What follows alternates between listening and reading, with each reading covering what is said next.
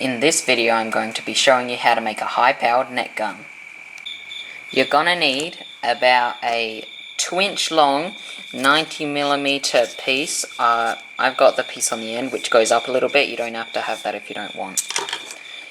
A 75mm to 90mm coupling. A very short piece, a couple of centimeters long, 75mm PVC pipe. They don't have to be pressure-rated.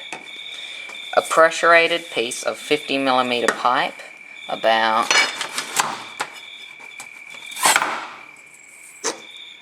about 200 centimeters long. 4 pressure-rated PVC 50mm end caps, 4 of them. A ball joint thing. I've got it's called a ball joint valve. I'm using a 1/2 inch. 2 of these sorts of pieces, they're just plugs to help it hold in there, to fit into the 1/4 inch valve. 1 valve, it can be Schrader or Cartier valve, doesn't matter, but I like using these because then you can pump it up from a compressor. You need 4 little steel weight things. These are going to go down your barrel as the weights that will shoot the net. They need to be about 1 centimeter long and however wide to fit in your barrel.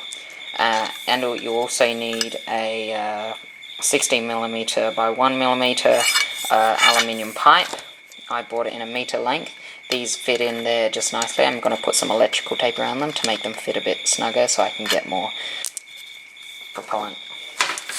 A 1.5 meter by 1.5 meter net. You can use bigger, but it gets a bit trickier once it gets bigger. And you also need some priming fluid, some glue. You want to start out by drilling a hole the size of your brass piece in 2 of the PVC end caps. Next you want to take your end cap with the hole in it and your brass fitting, and from the inside screw it in so the bottom of it is facing outside. So now take your end cap with your brass fitting in it and your tap joint. Now you need to figure out which way your trigger's going to go. I want to hold mine like this, and it'll go, and here's the front, it'll go like that. So you can put up yours however you want, so that means I'll be screwing mine this way, because this piece will be for the front on mine. Okay, so I've covered all that with the metal fill stuff, and inside there, it looks pretty messy now, but once it's spray painted, it should look pretty good. I'm going to spray paint mine matte black. Now you want to repeat this process with the other side. So both sides are put in and then filled up with metal filler so it won't leak, or whatever other glue you want to do. You want to make sure this bit, whichever way you're using it, can swing properly past and not get caught. Mine just goes past. Next thing you want to do, you want to get your valve and your 200mm pressure-rated PVC. Hold that up there so about where it'll go in, and then a bit further along is where you're going to put your valve. So we'll make a bit of a mark just there. And you want to get the right size drill bit for the thing, just a bit bigger than that. Get your drill.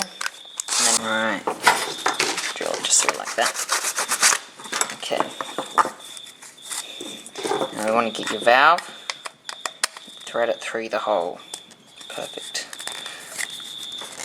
And now you want to seal up the inside with some sort of strong thing. I'm going to use this. It's metal fill. This is rated to like a couple of thousand PSI. And so that should hold in quite tight. You want to put it all on it and around it and in the cracks without covering that hole.